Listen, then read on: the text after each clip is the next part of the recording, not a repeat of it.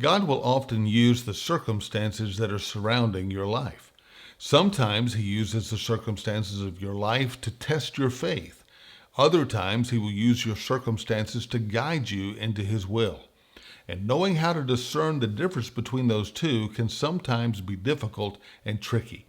But I have discovered that when God has revealed His will to me, maybe He's given me a promise or He's guided me in some way into His will, then it is not surprising when the circumstances seem to contradict what it is that I believe God has told me.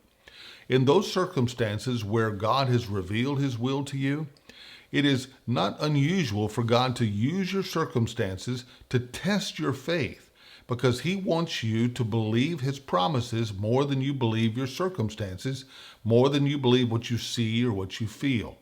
A good biblical example of this is found in Acts chapter 27. Paul is a prisoner and he's on a ship headed for Rome, and he's going to stand trial before Caesar. And while he is on the way there, his ship gets caught up in a violent storm. The Bible says it had hurricane force winds. You can imagine how scared they were as they were driven before this storm for days. In fact, for over 2 weeks. The Bible says they didn't see the sun during the day. They couldn't see the stars at night.